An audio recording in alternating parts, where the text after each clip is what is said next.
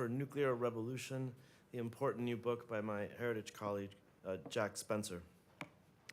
I'm not ashamed to admit that I've always had a soft spot in my heart for Senator Bernie Sanders. And the reason is that he's really one of our few living connections to the Summer of Love in 1968, to Janis Joplin and Jimi Hendrix, to the hippies.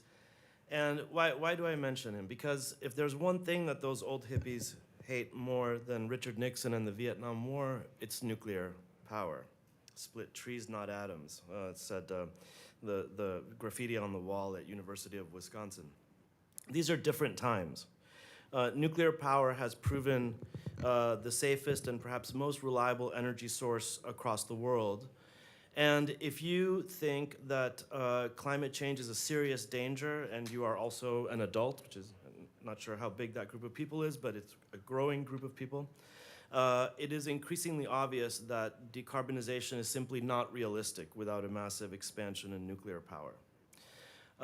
And nuclear power is going to be important in the years ahead for another reason as well, which is that we are facing perhaps the greatest electricity scarcity crisis, potentially, in our nation's history. We've had government regulation that has been distorting investments in the capacity that we need, from renewable portfolio standards to the Inflation Reduction Act subsidies.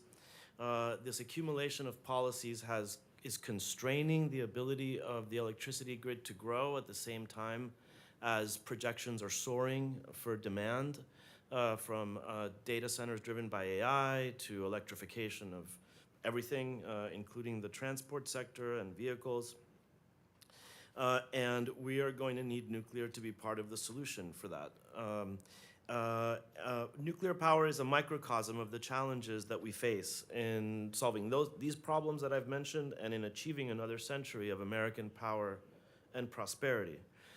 There is, on the one hand, the promise of innovation, the incredibly creative private sector of the United States. And there is, on the other hand, the stifling hand of overregulation, which has imposed needless losses and needless obstacles to that innovation. America's future depends on achieving a regulatory climate that fosters innovation and competition, and that's what makes Jack Spencer's book both timely and incredibly important. To introduce Jack, I'd like to invite Deedon Baxendale, president of Optimum Publishing, to the podium. Thank you.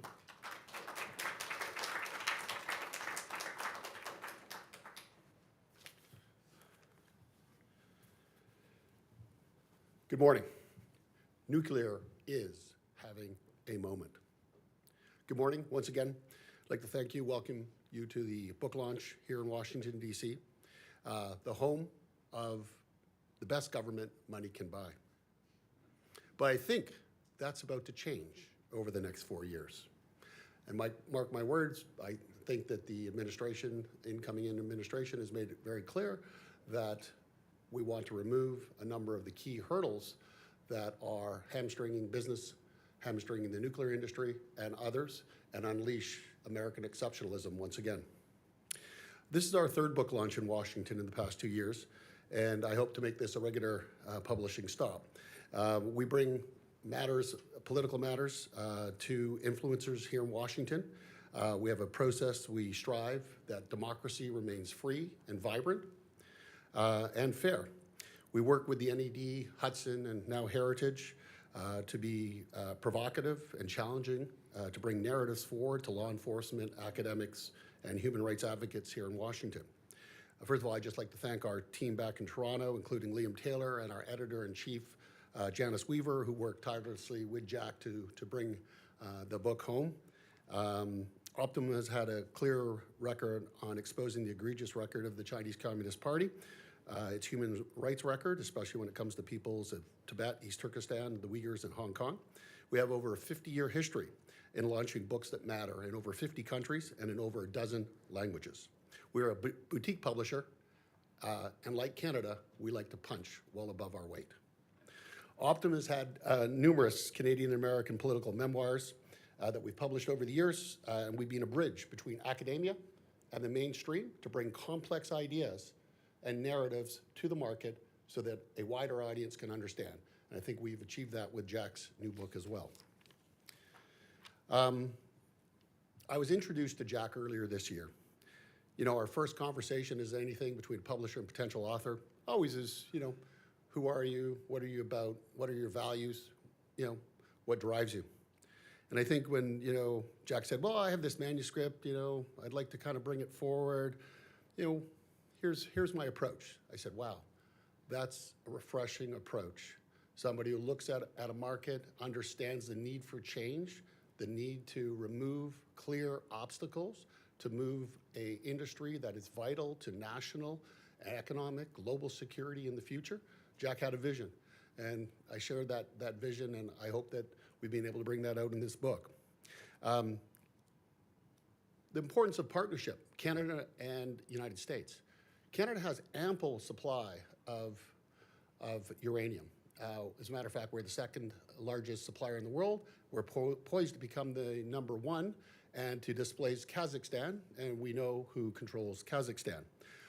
We should not find ourselves held hostage to a nation or nations that are antithetical to the pursuit of freedom, Western civilization, and democracy, and some of those enemies need to be clearly put in their place.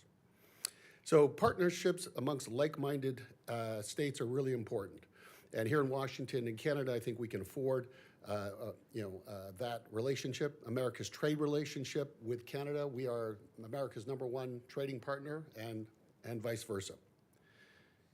There are 54 nuclear commercial plants operating in 28 states presently. But this is down from 111 reactors that in the peak in 1990. But I think with the advent of small modular reactors who can generate up to 300 megawatts in power, this will usher in a new era to unleash the potential. And today, this is the esteemed panel that we have here with Jack will address some of these key issues, and it will be open for questions as well. And with that, I'd like to welcome Jack Spencer, the author of Nuclear Revolution.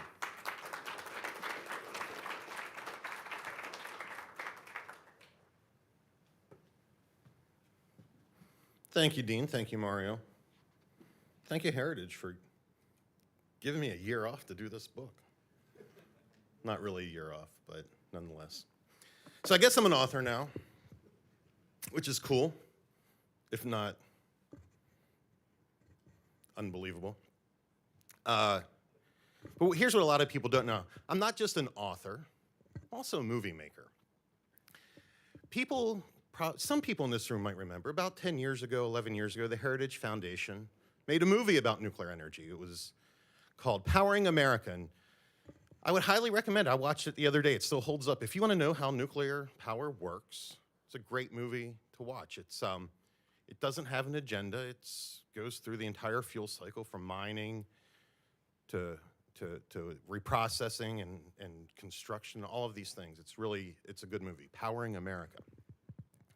The reason I bring it up, when we were making that movie, sort of in the midst of what was then known as the nuclear renaissance, there were two stops we made along the way. One was Watts Bar, and for those of you that don't know, that reactor began construction in the 70s and was shut down and started again.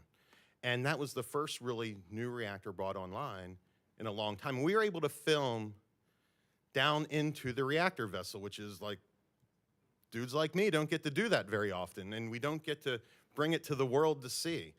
We also got to go to Vogtle 3, which was just beginning construction, but construction had begun. And I remember thinking that, and being excited, and everyone being excited, that what we were filming was the beginning of the nuclear renaissance, what was supposed to be the rebirth of nuclear energy in the United States. It wasn't, because it fizzled. There was no nuclear renaissance. We weren't filming the beginning of it, we were filming it, the whole thing, maybe the end of it. And because, as a lot of us know, the nuclear renaissance never occurred. And there's a lot of people blame a lot of things, fracking, changing markets, whatever. The thing they don't blame, the thing I blame, is government intervention, subsidies. I don't blame it entirely on that, but it's something that I think we need to grapple with, and here's why I look at that as a problem. People began thinking about nuclear energy. Private sector interests began emerging about new nuclear power in the early 2000s because natural gas prices were high then. It was before the fracking boom. There were finally there were projections that electricity was going to grow, and people knew nuclear energy had a role to play or could have a role to play. And you had this investment happening without government getting involved on the positive side. I mean, it was involved on the negative side, but it was happening naturally, organically, it was happening. And politicians do like what politicians do. They decided we're here to help. So they passed the 2005 Energy Policy Act, which had in it subsidies for about 5 or 6 reactors. And that was supposed to kickstart the industry. And what actually happened is it distorted capital flows. You got all of this investment coming towards nuclear. And that all seemed great at the time. Look, the Energy Policy Act was working. We're getting all this investment. But then when the market shifted, all that was overinvestment, and it made the crash that much worse. My point is, had we taken that momentum, that thinking that we had at the time, that nuclear power had a real opportunity, and focused our attention on fixing the underlying problems that increase the cost of it, that make the subsidies necessary, we might have been in a far better place. Maybe we would have been at the beginning of a nuclear renaissance.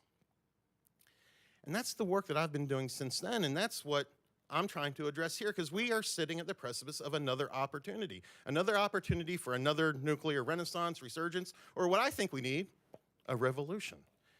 And what I mean by that is, or why I call it a revolution, is we all talk about, we'll talk here about, you've talked about, we need a lot of nuclear energy. Mario pointed out all this electricity we need. We're not going to get it with 1 or 2 reactors. As great as Vogtle 3 and 4 are, as great as a new SMR would be, that doesn't fix the problem. We need literally hundreds of reactors. We're not going to do that under the current approach. We need to revolutionize how we think, how we regulate, how policy is around nuclear power, and if we're going to get that done. So my point is, rather than squabbling over how many demonstration reactors we're going to produce, let's take our attention now and fix the underlying problems that lead nuclear power plants to cost 5, 6, 7 times more today than they did in the 1960s, even adjusted for inflation. That's insane. How is it that we in the United States could do it cheaper and faster? It took us 4 or 5 years to build a reactor back then. But having the experience of building over 100 commercial reactors, it takes so much longer now. We need to rethink how we do it. And that's what this book is about. Now, here's the opportunity. It's, I guess, holiday time right now. Do you remember this is my favorite holiday show. Santa Claus is Coming to Town. It's one of the stop motion ones. There's a scene in that movie. It is my favorite scene. If people who know me understand why this is my favorite scene. It's my favorite, almost my favorite scene of any movie that's not Blazing Saddles, where young Kris Kringle is challenging the man by giving presents to the kids, and the Burgermeister comes out and he's all irritated and he says, young man, by the actions I see from you, you are a rebel and nonconformist. And here's the thing. The rebels and nonconformists are now in charge. And while this can create what looks like chaos, it does create what can create fear for people who exist in this establishment. It also creates opportunity, tremendous opportunity to change the things that seemed unchangeable just a couple of months ago. So we need to recognize that the way we've been doing it, it's not going to lead to where we want to go. If where we want to go is a robust, sustainable, innovative, competitive nuclear industry, we need to do things different.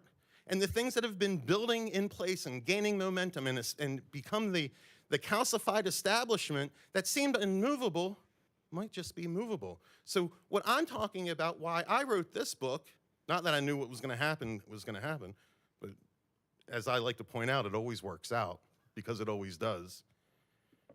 We need to quit worrying about the next demonstration, the next subsidy, the next tax credit, and fix the reasons why we have those things. And anyway, that's my pitch for why you should get this book, because I tell you the kind of things we need to do. Now, you get these for free today, and I'll sign it for you. But after today, not after today, after you take one, I want you to remember, not only is it the holiday season to watch Santa Claus is Coming to Town, but to give these to your friends and family that you can purchase on Amazon.com and Barnes & Noble. And I would just add, being the non-denominational, a multi-religious family of both Jewish and Christian descent, I would recognize that these would make good both Hanukkah and Christmas gifts. It's such a good gift, I wouldn't mind having it as a young Jewish child, 8 copies, 8 nights in a row. Anyway, I'm just saying. Anyway, enough about that. You wouldn't just come here to hear me ramble on about this, because I could ramble on about it for hours.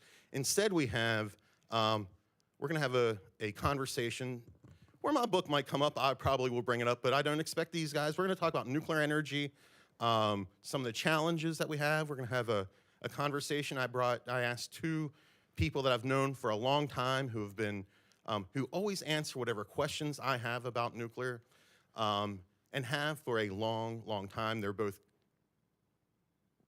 top people in their professions, but more important to me, really good friends. And we don't always agree on everything, but we always agree that, that nuclear is important and that we should keep talking. So I'll invite my 2 guests up to the stage, Mr. Kirk Sorensen, who is the president and chief technologist at Flibe Energy. We'll learn more about Flibe. I'm sure Kirk can't answer a question without saying how awesome Flibe is. And so Kirk, remember, we're here to talk about everything. Yep.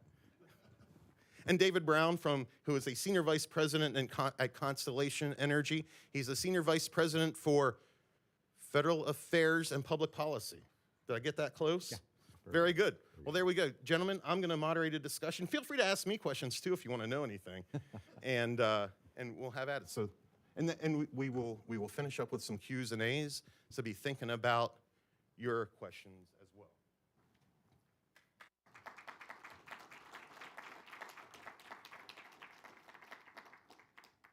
Gentlemen, so nuclear is having a moment, and we see in the news every day new announcements being made, ground being broken.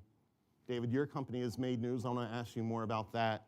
Lots going on, lots of money going towards nuclear. It almost seems as if all the problems have been solved, and that all we have to do now is sit back and watch the nuclear revolution unfold before us. I'm curious, what are your thoughts on it? We'll start with you, David, and Kirk, we'll get your thoughts on it. Sure. Well, Jack, first of all, congratulations, and appreciate the opportunity to be here today to help you launch this effort. It is quite a massive undertaking, and was really impressed with the thought that went into it, the research that went into it, and your always thought-provoking recommendations. So Thank you. congratulations to you and to Heritage. I think we're making great progress. We are on a nice run. There's still a lot to do, obviously. I think the things that come to mind first are, continued regulatory vigilance. I think that our friends on Capitol Hill did a great job this year of getting the ADVANCE Act through with important regulatory reforms. That was done on a broad bipartisan basis. I think the NRC is receptive to the recommendations in there and the directives in there. And so we'll see how that plays out. I think that nuclear fuel supply is part of the supply chain that really needs some serious focus. We really need to reshore conversion and enrichment here in the U.S. And then I think finally the real key to kind of taking that next step and deploying in a big way is going to be trying to figure out how to manage the regulatory risk of completing reactors and how to allocate that risk among the various players in the industry and see what we can do to give investors confidence to pull the trigger on new nuclear. Very good. Kurt, what do you think? I also want to thank you for having me and also congratulate you on the book. I largely echo what David said. Those were all excellent points. To those, I would probably add a few more. I think that issues around the back end of the nuclear fuel cycle, I know this is something you and I have talked a lot about, remain kind of persistently unaddressed. And I probably spend more time than most nuclear people talking to anti-nuclear people. And I want to find out, why do they have these negative feelings about nuclear energy? I feel very, very positive about it. Extremely thankful for nuclear energy. Where I live in Huntsville, Alabama, is powered by Browns Ferry Nuclear Power Plant, one of the largest and oldest power plants in the U.S. But when I talk to people who are feeling against it, there's persistent concern about the generation of long-term spent nuclear fuel without a clear disposition pathway. And I consider this to be an entirely legitimate question and concern that they're raising. So I don't disagree with that. Where I disagree with them is the idea that this means that we should stop using nuclear power. I point out that if we stopped today, we would still have all of this spent nuclear fuel, and you would not have an answer to address it. But I do think that is something that needs to be tackled much more seriously. And I also think that I don't see a lot of efforts going on in that direction. Most of the efforts that you alluded to, a lot of businesses, a lot of things going on right now, they are going on, but nearly none of them are talking about addressing some of these longer term concerns. So I want to believe, and I obviously do believe in the new nuclear revolution. I believe in where we're going, but I think we have some retrenchment to do. I don't know if that's the right word, but the idea that we've got to go and address some of these, shore up the building so that we will be able to move and go forward. And dealing with our fuel cycle, onshoring of enrichment and conversion, as was pointed out, as well as dealing with plans for the back end, which I'm sure is no secret to you that one of the few points we disagree on is Yucca. Well, to be clear, I do support Yucca, but I don't support Yucca. I don't support the program within the context that it currently exists. I didn't want to derail onto Yucca. I love talking about Yucca, but we won't bore everyone with it because Yucca's dead. I know, whatever. But I want to follow up on this nuclear waste question because I think that's a big problem with the conversation that's going on right now. It's part of what's baked into the original question, which is everything fine? And I just spent a few days at a conference on nuclear energy. Great conference. But the issue of waste as a policy matter didn't come up at all. And I think that is something that is missing from the conversation right now. And I think it's important not just for the reasons, Kirk, that you pointed out, but as I've argued for years and argue in this book that's available on Amazon and Barnes & Noble, is that it's essential to the future of nuclear energy, not just to be allowed to build more nuclear power plants, but connecting the front end to the back end from a technological and economic standpoint creates the incentives to move the technology forward. That's been my argument. And so I'm gonna throw it to you, David, as someone who has to deal with day-to-day nuclear waste and the real economics of it. How do you think about it? And I'm not gonna put you into a corner and say, do you agree with me or disagree with me? But I'm curious how you think about how do we break through this, this sort of stasis we've been in from a broader nuclear energy standpoint, not just from a utility standpoint, which I recognize has its own, interests or whatever. Yeah. Well, as we've discussed at length, I mean, I think the biggest challenge for addressing this issue is that there's no incentive for anybody to do absolutely anything on this. The federal government, even though they've got a statutory responsibility and they are reimbursing utilities for failing to meet that obligation, the damages are being paid out of the judgment fund. Nobody is accountable. Nobody sees the pain around that. From a state commission perspective, utilities are no longer paying the nuclear waste fee because the program is in such a state of disarray that federal courts have suspended collection of the fee. So they like that. That's a benefit for customers. For those of us who have reactors, that material's being safely managed on site at relatively little or no cost, because the federal government's largely reimbursing us for that failure to execute. Recall that they were supposed to begin moving fuel on January 31st, 1998. And nothing's happened. And we're no closer today, we may even be further away than we were in 1998 when that happened. So there's just not a lot of angst or consequence to not dealing with this. I think that the communities that we serve, there's not a political problem because it is being safely managed. The one exception to that is at the sites that are shut down. There are about a dozen, maybe a few more sites around the country where the only thing left on the site is the spent fuel. And we really need to address that issue front and center.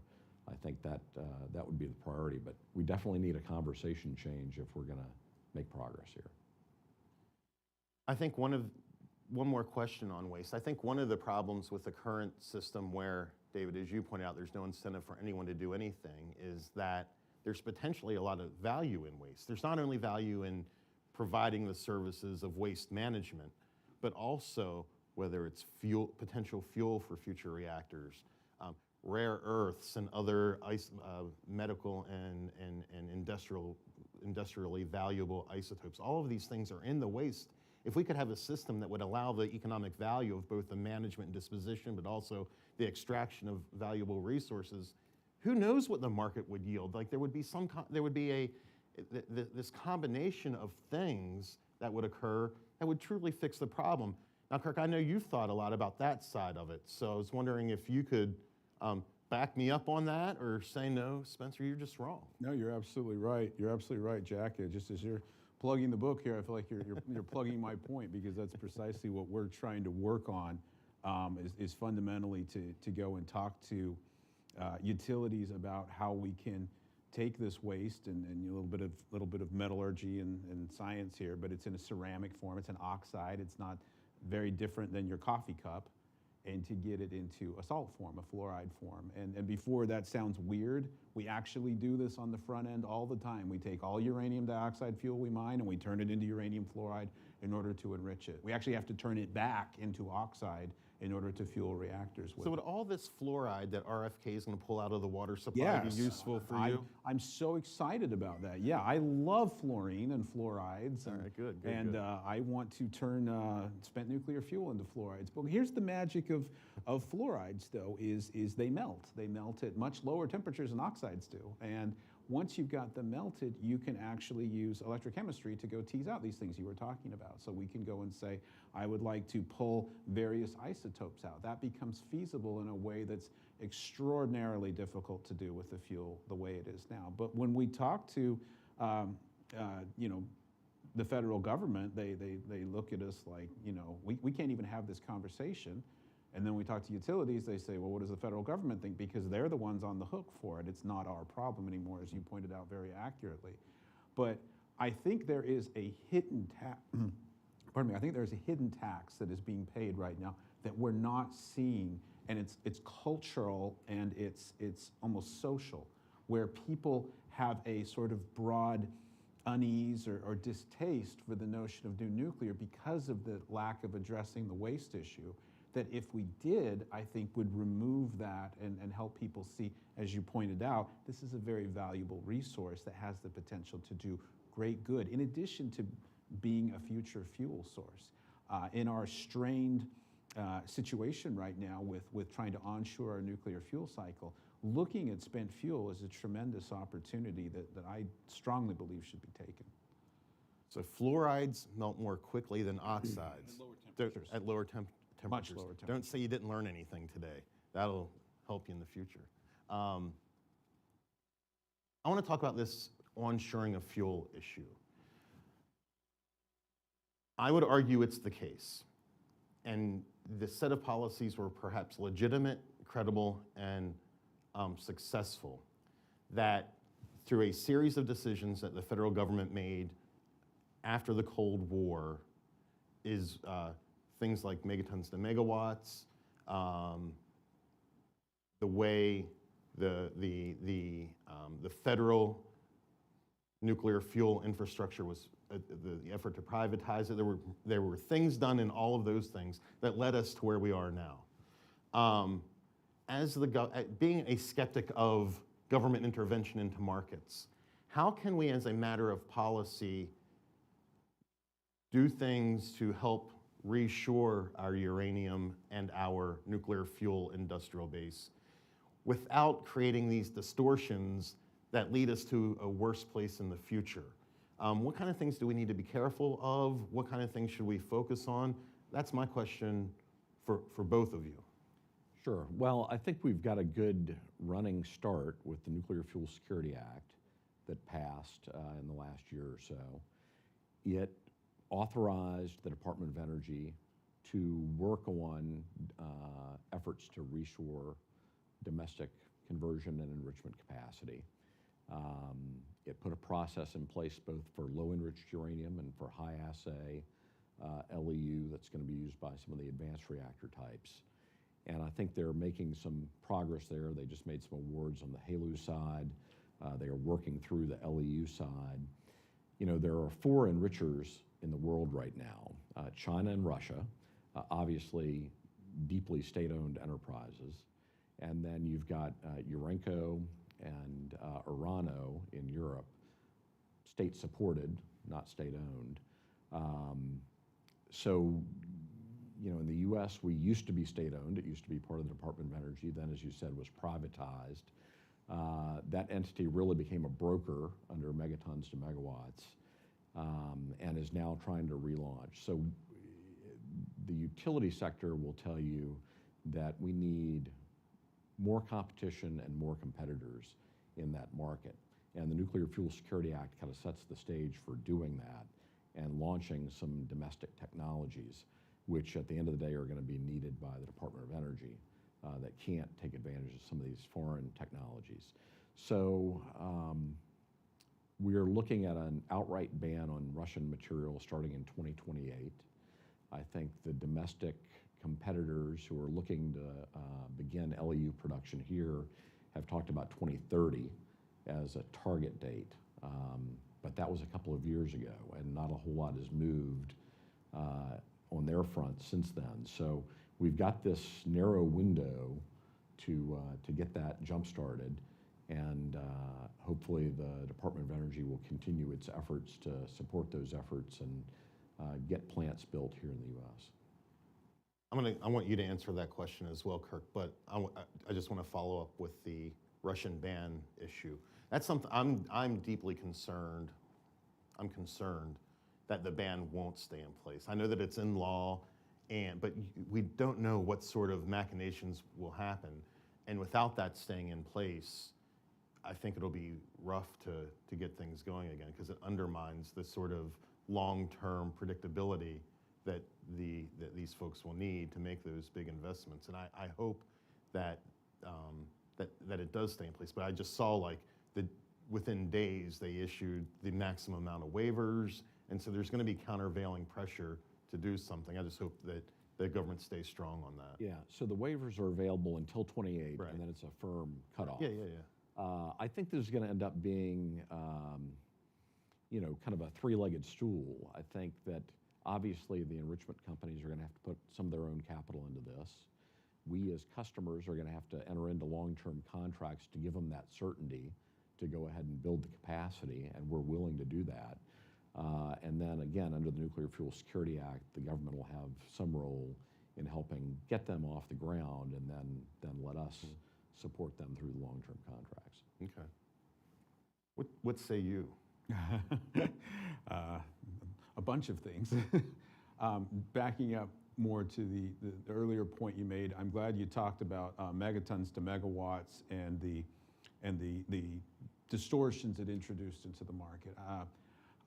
I hesitate to second guess this too much. I will, forgive me if I'm just going to focus on the negatives for a moment, but megatons to megawatts did a lot of damage to the potential of new nuclear enrichment in the country for the simple reason that it brought in an enormous amount of equivalent separative work units, SWUs. These are the nerdy words we call how to separate uranium.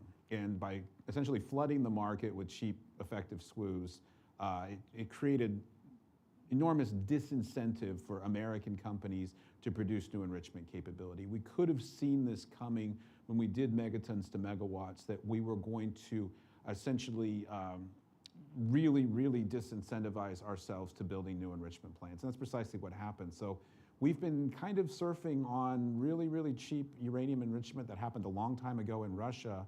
And then even after that, we were coasting along on cheap legacy enrichment from Russia that, they amortized plants, a long time ago, and they would sell us SWUs for very little money. And we loved it. It was wonderful. We were getting cheap uranium from Canada, and we were getting cheap SWUs from Russia. It was like a match made in heaven. And for about 2010 to about 2020, nuclear fuel was really, really cheap for companies like Constellation. You almost got it for free. That has changed a lot recently.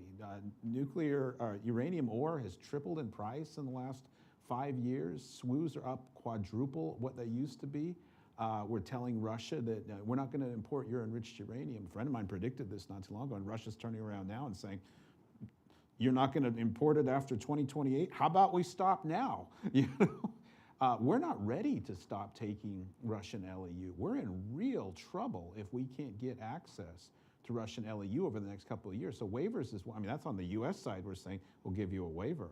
What happens when the Russians say, we don't give you a waiver? Right. So, and one more point I'd really like to make, and it does kind of connect back to spent fuel. We did megatons to megawatts around enriched uranium. We wanted to take bomb-grade enriched uranium, and we wanted to go and turn it into civilian fuel. That's wonderful. But that's only half the story. We had all of this weapons-grade plutonium, and both we and the Russians had it. And we did have a plan to try to use it as fuel. We had a MOX program, and it was fabulously expensive and finally canceled. But we need a story around plutonium, just like we need a story around enriched uranium. Right now, we have no sink for plutonium. We have a sink for enriched uranium. We can downblend it, and we can use it as nuclear fuel LEU. We have no equivalent sink for plutonium, and we need it. It is just accumulating, and we've got a lot of it in our spent nuclear fuel. If we want to go and tell other countries that we want you to have nuclear, then we need to be able to sink whatever plutonium they're going to make in their machines into our economy. We have nothing like that right now, and we have nothing on the drawing boards. I think it's an enormous hole in our planning, and one that we don't plug at great geopolitical risk. No, I think that's a great point. I think that one of the things I talk about in the book is, despite the narrative around nuclear having shifted significantly in the pro-nuclear side, we're still burdened with this legacy of cultural imprint that has largely defined how we regulate nuclear energy. So while people might like nuclear, we still have 50 years of anti-nuclear sentiment that has found its way into the regulatory body that it still exists. Part of that past cultural imprint is our hesitancy to use plutonium as fuel, as Jimmy Carter was so instrumental in doing, is, I would argue, poisoning us against the so-called plutonium economy, when in fact what it does, just like what they did with reprocessing, is they make it culturally, they helped make it a cultural poison pill that now we have to overcome if we're truly going to make nuclear all that it can be. And so I think that's a really good point. I'm glad you brought it up. Can I make another point about that, just briefly? Being able to use plutonium as a fuel is the equivalent of enormous amounts of SWUs. So, if we're sitting here at a SWU deficit for enrichment, and we were able to actually productively employ our legacy plutonium, that would help us plug that gap. But right now, we're treating that as if it's absolutely off the table. We can't use it. And as you pointed out, it's not changing anything. Every single day, our reactors are operating, and they're producing large amounts of plutonium. That could be a fuel. That could be used productively. If we don't use it productively, it's still there. Mm-hmm. So I will often ask anti-nuclear people, what's your plan around plutonium? Oh, I hate it. Okay, well, great, you hate it. doesn't make it go away. It's still here. I'd like to use it to save lives and power cities. We can. Oh, it's for bombs. No, it's for whatever we decide to do with it. You know, you can use technology for good or for evil, and we can do a lot of good with these nuclear materials, enriched uranium, plutonium, other nuclear materials. Do you have any other ones in mind that you're thinking about when you say other? I'm thinking about thorium a lot, because thorium is a future fuel. It's a thing that can become a super fuel called uranium-233. So that's yet another option to go down, because through thorium we could actually consume plutonium while not making any new plutonium. One of the retorts that's often given around the so-called plutonium economy is, well, you're just going to make more plutonium. And I'm like, okay, that's legitimate pushback. There's a way to not do that. Not that there's anything wrong with it. Well, it's a concern. It's one of the things I usually hear from the government side rather than from the shall we say, anti-nuclear side. Talk more about thorium, what the government has, and because the United States has a stock of thorium that could be usable for these reactors. Yeah, every country is blessed with thorium. It's abundant. It's 3 times more common than uranium.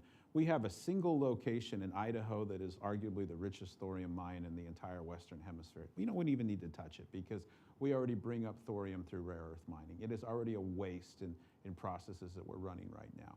But thorium all by itself isn't going to make nuclear energy. You can have a big pile of it and nothing will happen. You've got to start that reactor with something else, whether it's enriched uranium, plutonium, or uranium-233. So it's a pre-fuel. But it's a marvelous pre-fuel, because once you can start it, it has the ability, without getting into too many technical details, uranium-233 puts out enough neutrons in fission to continue sustaining the reaction and to allow you essentially to consume thorium as a fuel. So that's a big opportunity for us. We have not, despite being the country that discovered all this and first demonstrated it, we have been actively discouraging research into thorium through the Department of Energy now for many years, much to my frustration. We buried 5,000 metric tons of thorium nitrate into shallow burial in Nevada about 15 years ago. You can go dig that out, and that's a great source of thorium right there. But most importantly, as we speak, the Department of Energy is trying to destroy the unique uranium-233 inventory of the United States. That should be stopped immediately, and that material should be set aside. Which is created through thorium fission. When thorium absorbs a neutron, it becomes uranium-233. So uranium-233 is a different material than natural uranium-235 and 238. You can't go dig it up. But once you have it, it is an incredibly effective superfuel for creating more and more and more energy. And again, I see a great opportunity here with addressing our plutonium and spent fuel issues while creating the superfuel simultaneously. And what you just described is not a theoretical matter. We've actually built these before. Yes. And actually had what you just described occur. Funny you mentioned Jimmy Carter. Little known fact about Jimmy Carter. We were talking about Bernie Sanders. I'll talk about Jimmy Carter. Jimmy Carter presided over the startup of the what was called the light water breeder reactor. It was the last core of the shipping port reactor in Pennsylvania. It operated on a thorium uranium-233 core in its last operational sequence. That was a pressurized water reactor. And what they saw after 5 years of operation was there was more fuel at the end than there was at the beginning because of this process we described. Uranium-233 had sustained the consumption of nuclear energy through thorium. I'm sure Constellation would love reactors that ran 5 years and had more fuel at the end than they did at the beginning. You know? Absolutely. So this was actually done. And while I don't believe that that exact technical approach is the most sustainable one to take in the future, it was shown to have worked. And you know, it's funny that Carter happened to be the guy overseeing it when it took place. Now, David, I need to ask you a question that I would be remiss not to ask having you here on stage. Your Constellation has made big nuclear news recently with 3 Mile Island.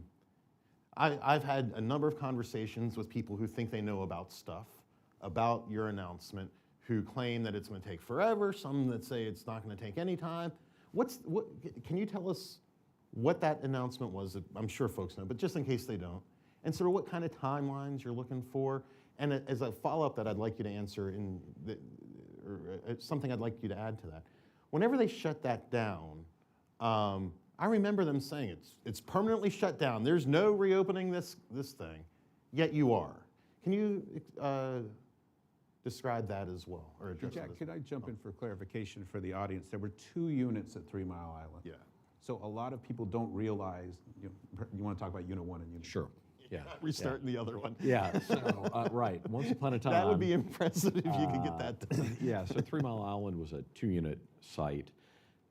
Unit 2 is the site that had the accident, and that is permanently shut and done. And Actually. yes, and currently being dismantled. Unit 1, however, was one of the best performing reactors in the world by any metric. At one point, it ran over 700 consecutive days between refueling outages, producing 24/7 carbon-free energy. And so at the time, that was a world record. It shut down in 2019 for economic reasons. It was just in a bad region that was surrounded by cheap natural gas and subsidized renewables and could not compete at the time. The story generally is when you shut down a reactor, you surrender your license to the Nuclear Regulatory Commission. They change its status from an operating reactor with an operating license to a possession-only license where it's awaiting decommissioning. Some of the plant systems were partially dismantled and kind of put in a shutdown condition. The reactor core was completely defueled.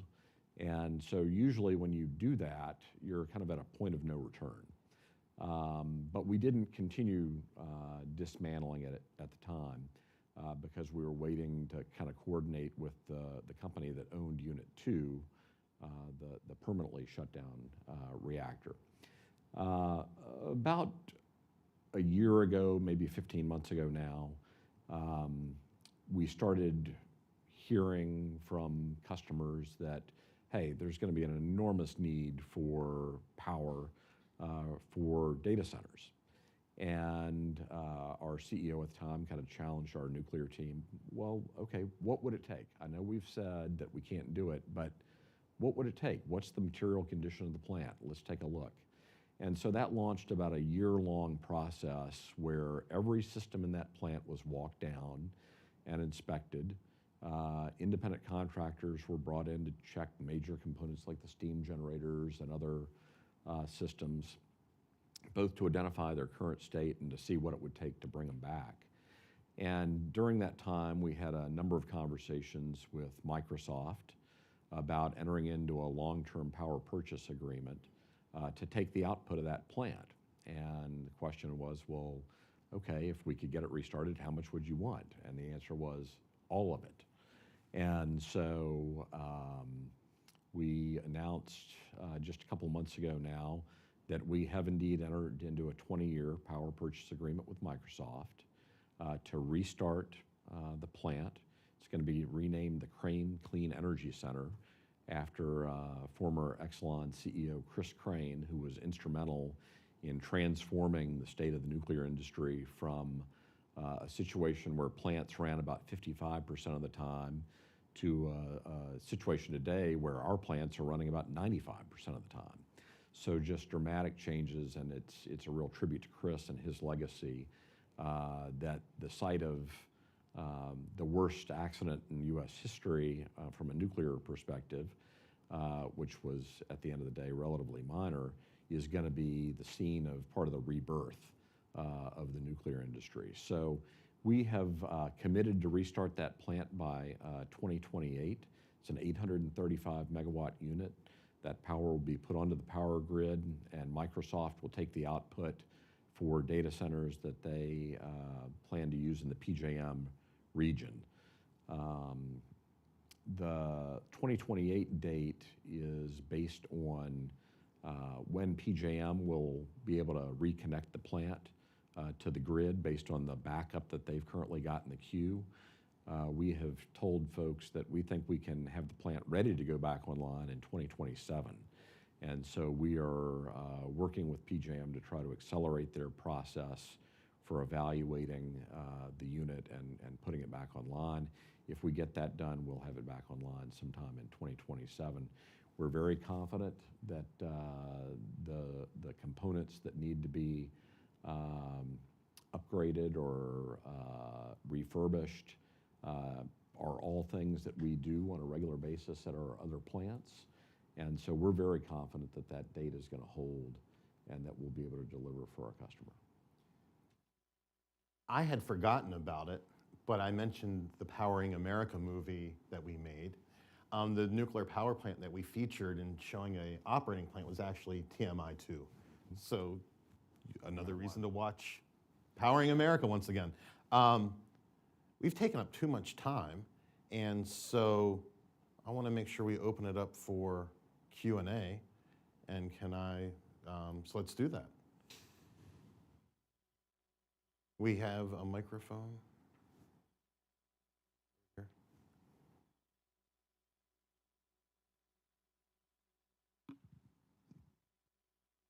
Oh, all right, but it has to be closer. There you go. I'm from the Cato Institute. My name is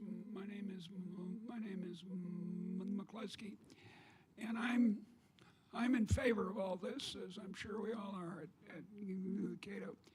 How does France handle it? As I mean, all these problems, as I understand it, a very high percentage of the electricity in France comes from nuclear.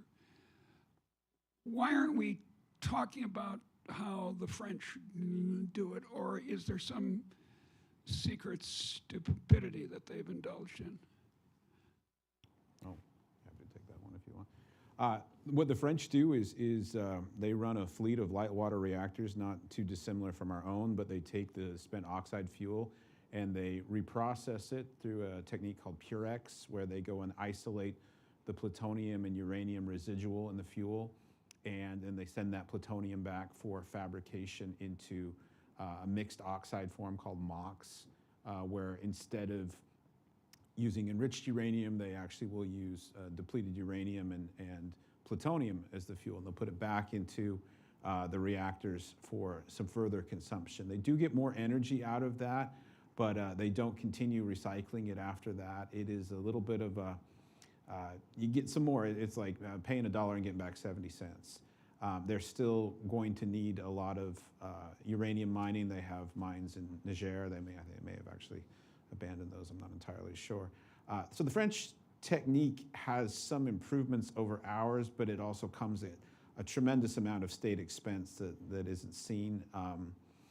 I'm going to be a heretic here and actually say that, in my opinion, the United States actually made the right decision by not pursuing the Purex reprocessing strategy in South Carolina back in the late 1970s. I think we did the right thing for the wrong reasons.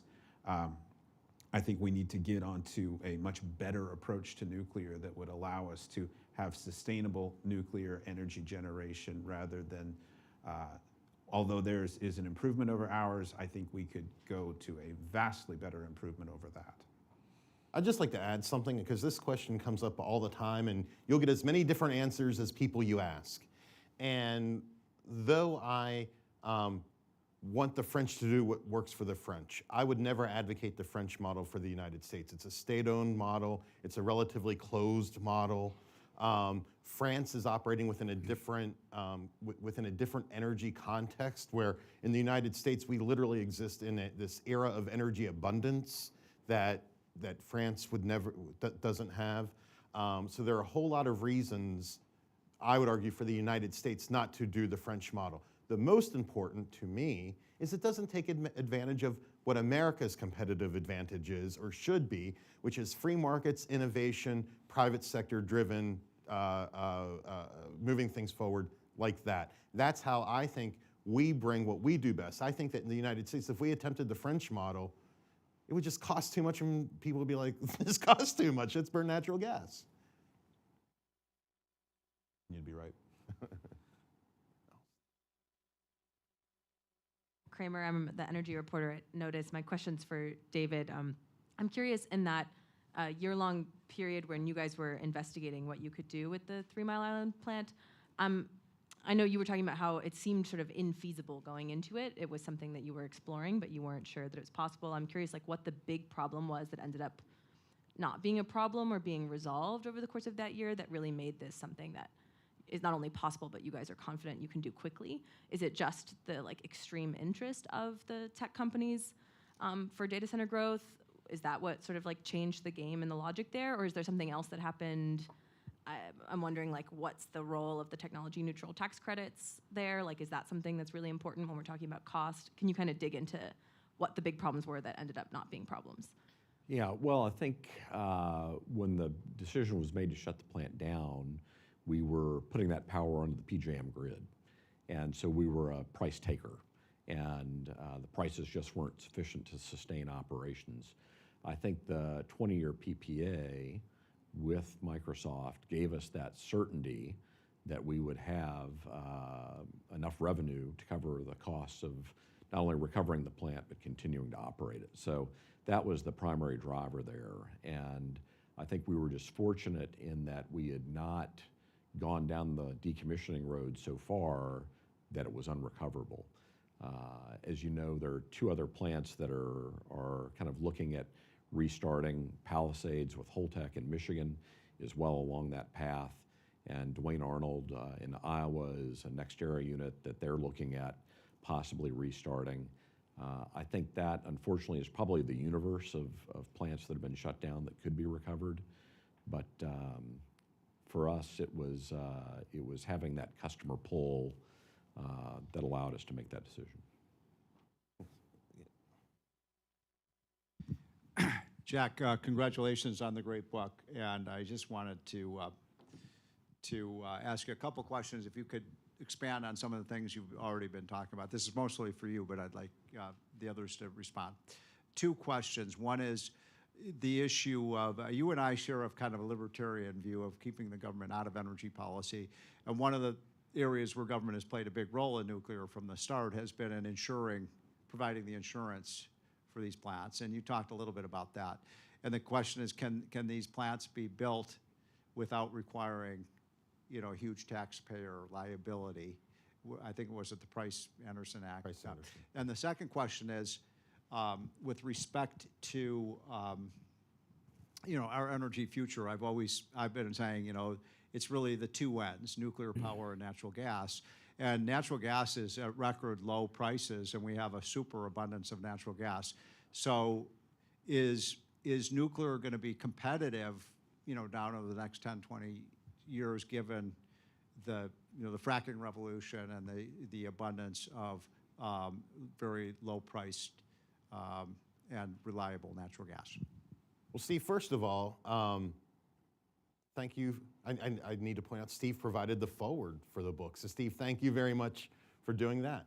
And thank you for the questions, and thank you for asking the 2 most difficult questions that anyone could at such a forum.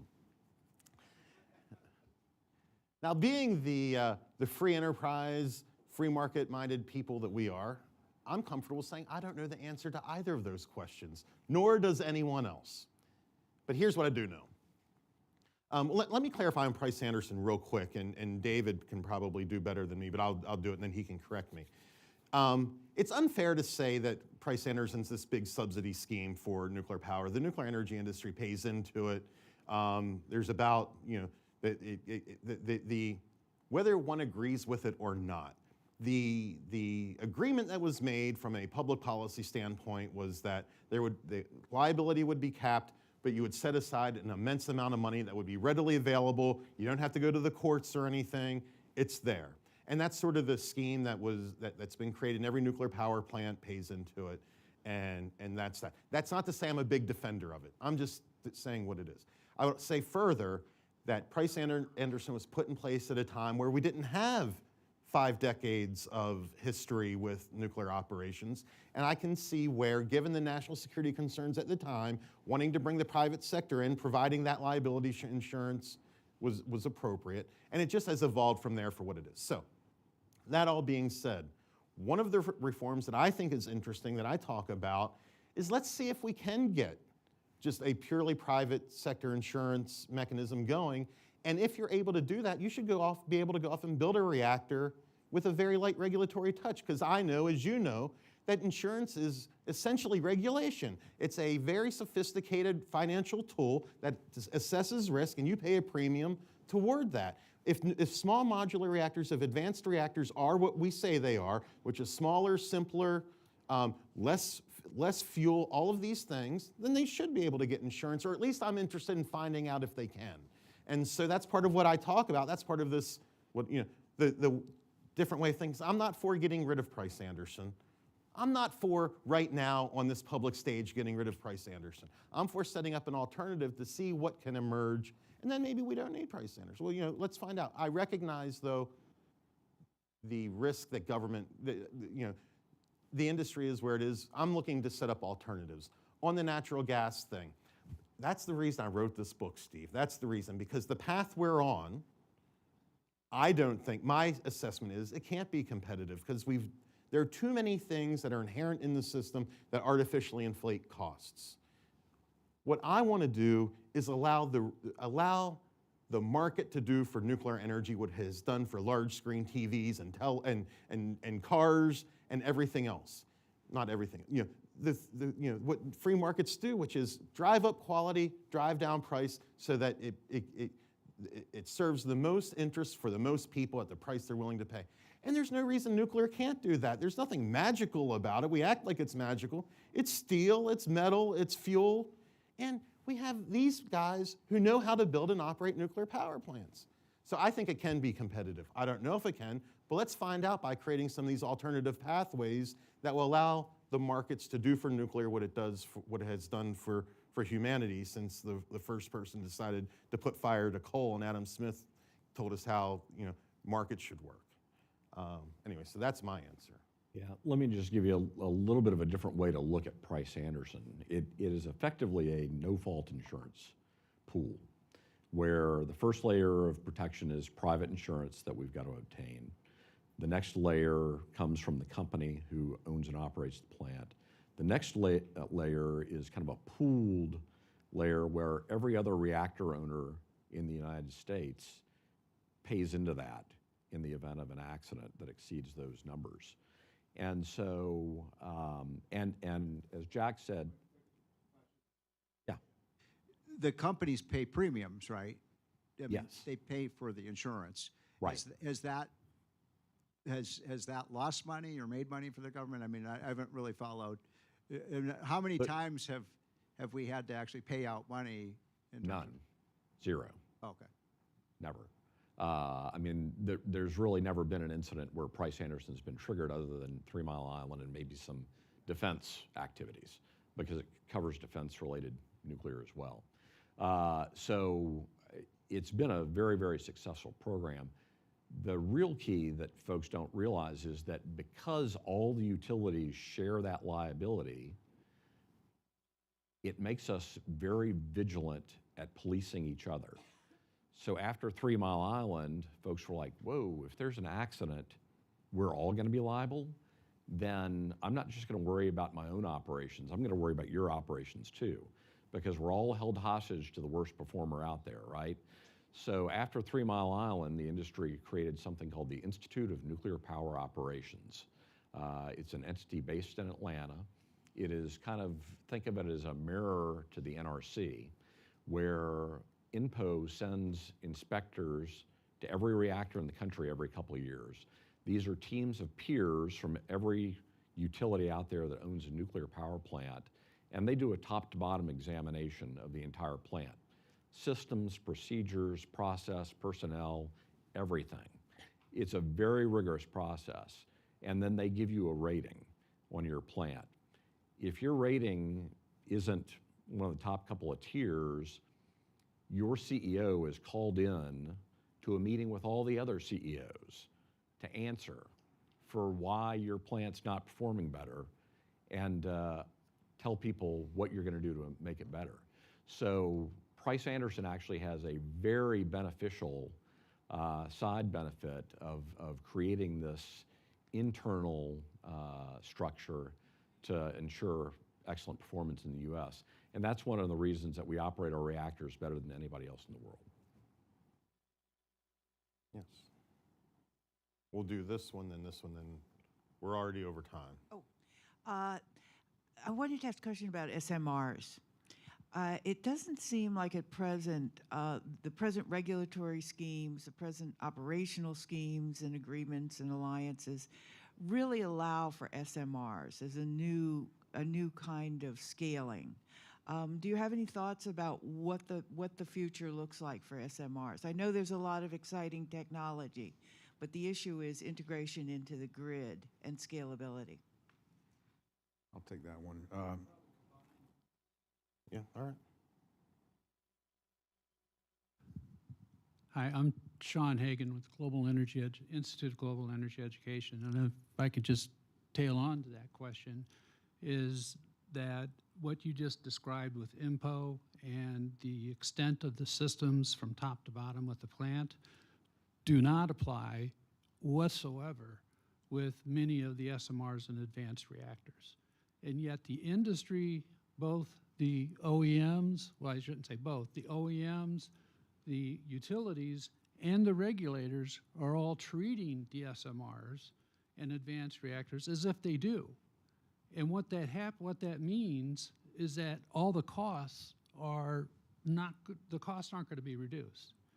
That what we need to do is treat them as what they are, which is essentially just a new nuclear system, a new heat system. I'll try not to go into too much technical detail, but essentially. Well, I'll cut you off if you do. Thank you.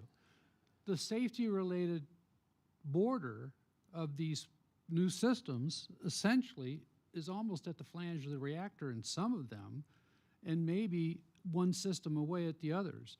They're not tied to the turbines. Existing light water reactors follow the turbines. The turbines demand more heat, they send a signal to the reactor. You can design these SMRs so that they're not. They can actually fit in a building off. And they have to be engineered. I'm looking at Kirk and I get the same roll of the eyes I get from everybody. Well, yes and no. I mean, what you're talking about is you're painting a very broad brush here. I mean, our company's an SMR developer, they're an advanced reactor developer.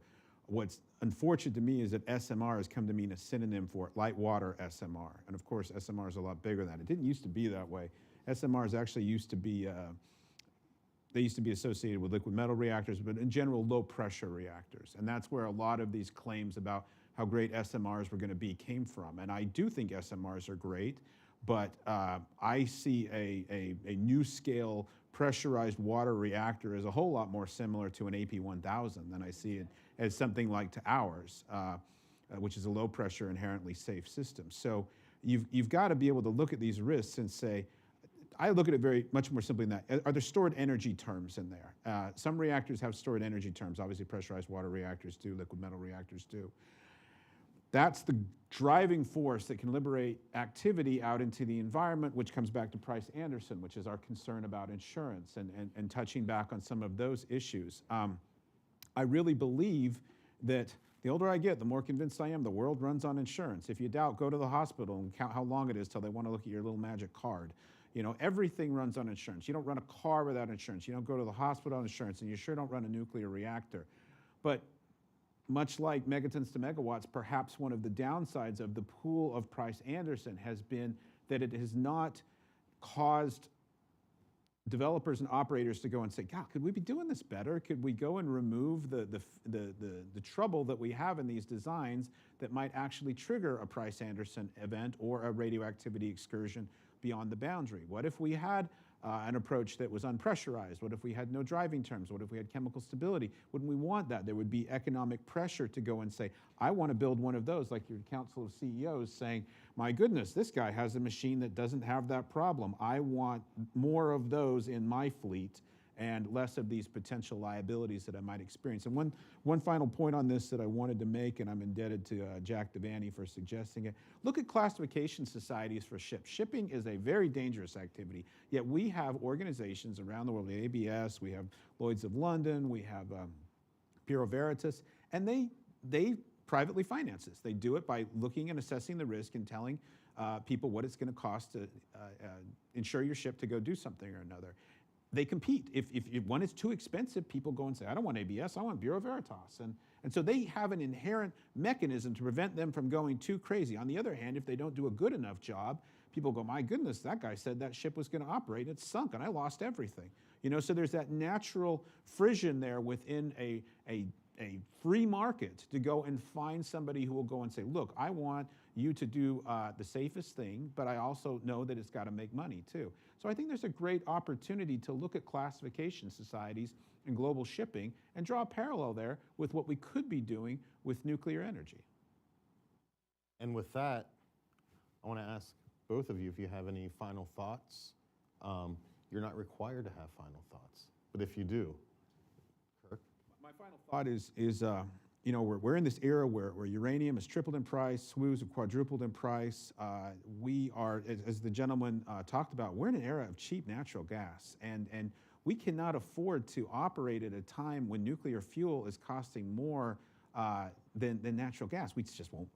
We not only won't build them, we won't run them. We've got to look really, really hard at lower cost options for nuclear energy and things that take advantage of our unique geopolitical advantages here in North America. And I would just strongly encourage us to do it and think really hard. Otherwise, we're going to find our nuclear option potentially evaporating. I'd just say the future for nuclear is bright. I mean, I think if the next 4 years are going to be focused on American energy abundance, which I think is the right way to go, and given the demand for electricity that we're going to have, nuclear's got a vital role to play. So, you know, a couple of important things related to that. One is personnel. I think the administration's off to a good start on the energy front in terms of announcements there, but you got to fill in a lot of slots at the Department of Energy, especially the Office of Nuclear Energy. Hopefully, they'll have somebody who is focused on new plant deployment and has the experience necessary over there. And then I think the other big key is going to be, like, get out of the way. I think that nuclear, including existing nuclear, has a phenomenal role to play in meeting the AI data revolution challenge. Reliable, clean power 24/7 a day, which is what these data centers need. But we need to make sure that the policies don't discourage us from doing that. Well, my final thoughts are to thank both of you for joining me on this stage for the release of my book. Thank you both sincerely. I do appreciate it. I want to thank Dean and Optimum Publishing for working with me on this and making it possible. And most importantly, I want to thank the Heritage Foundation for supporting the whole effort. And actually, most importantly, all of you for coming here to join us. And we have books. I'll sign it if you want, or you can just take one if you don't want it signed. And we will close with that. Thanks, y'all.